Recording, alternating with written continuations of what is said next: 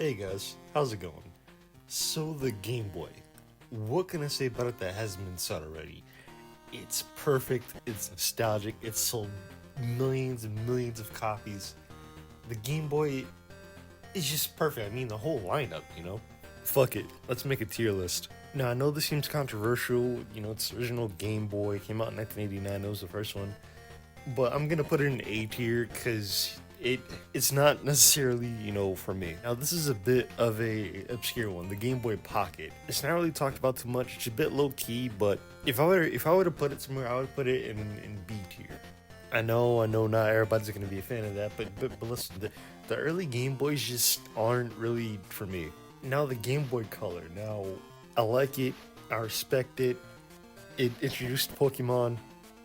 I gotta respect it. However, it's gotta go in B tier for me. Alright, now I could have just, you know, done the Game Boy Advance one thing, but I figure why not?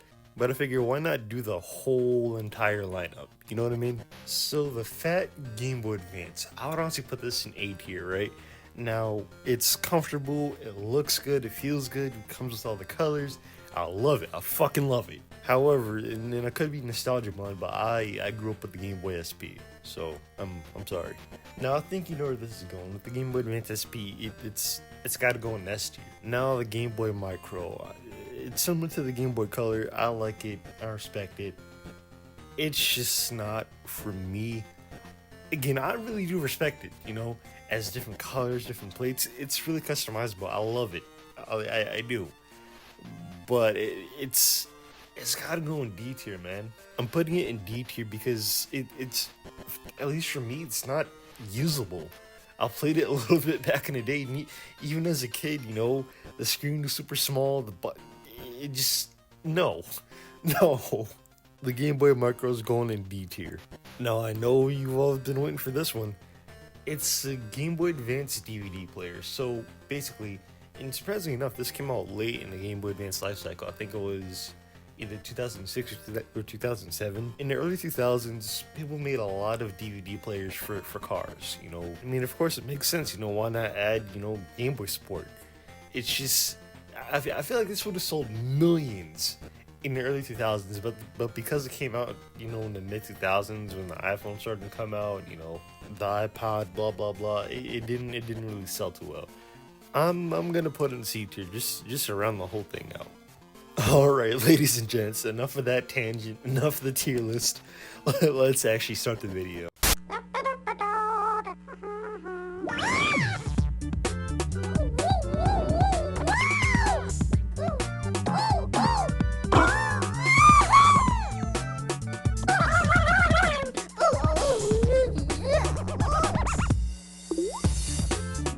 Introducing new tilt response technology.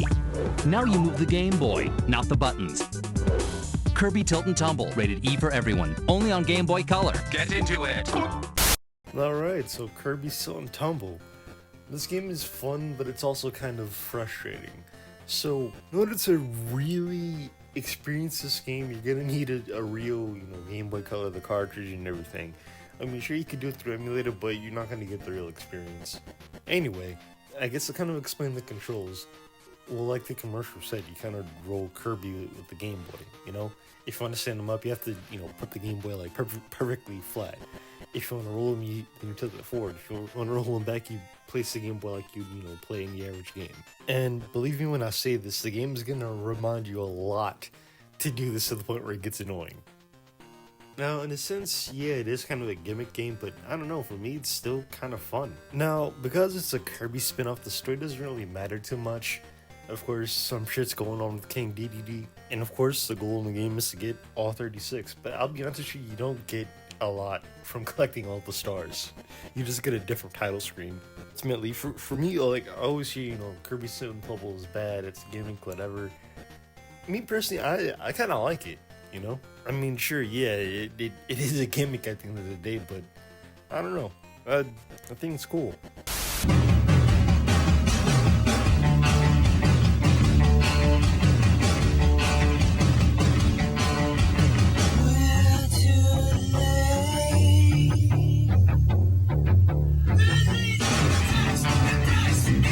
Frenzy Twisted Hyper Games. You turn it, it turns you. It's Twisted. WarioWare Twisted, only for Game Boy Advance. Rated E for everyone.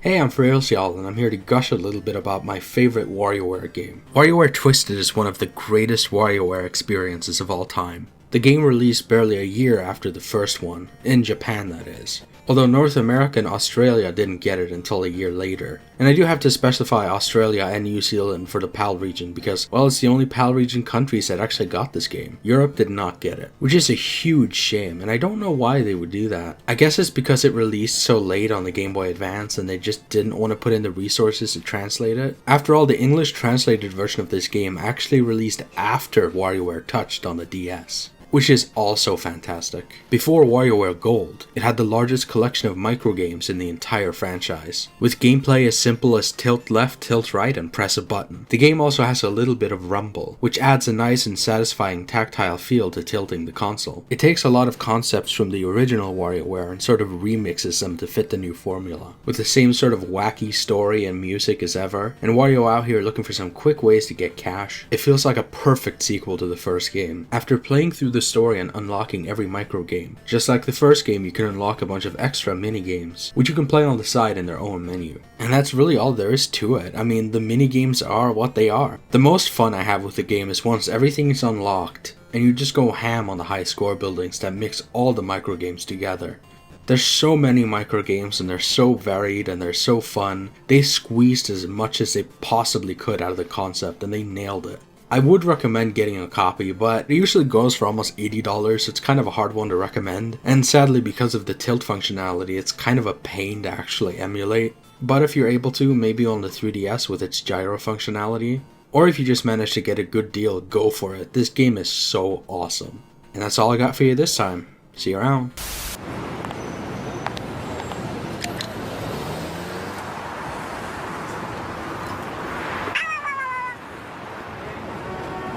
Look, Mom, he's cute.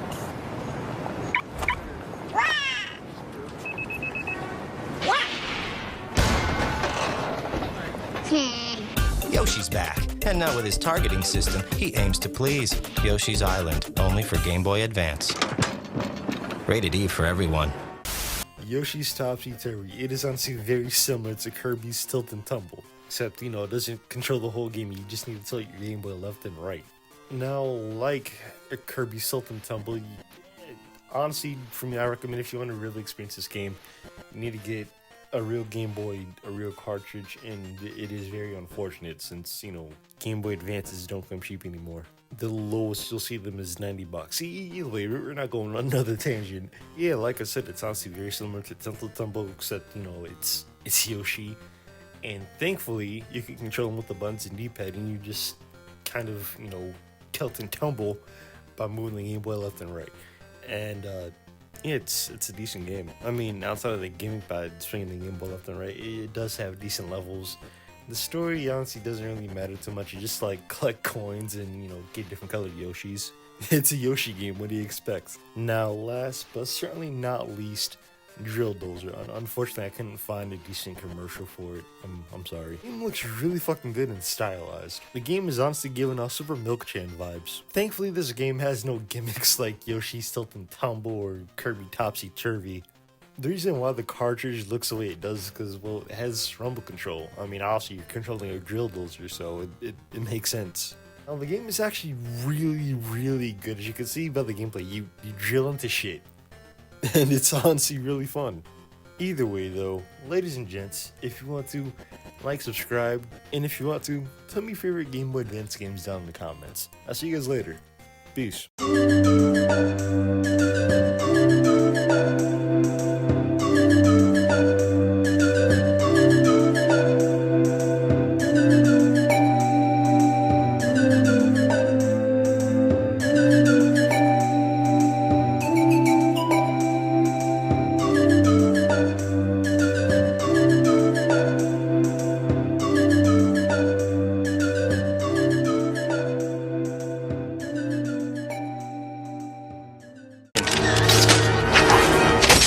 See you, chump.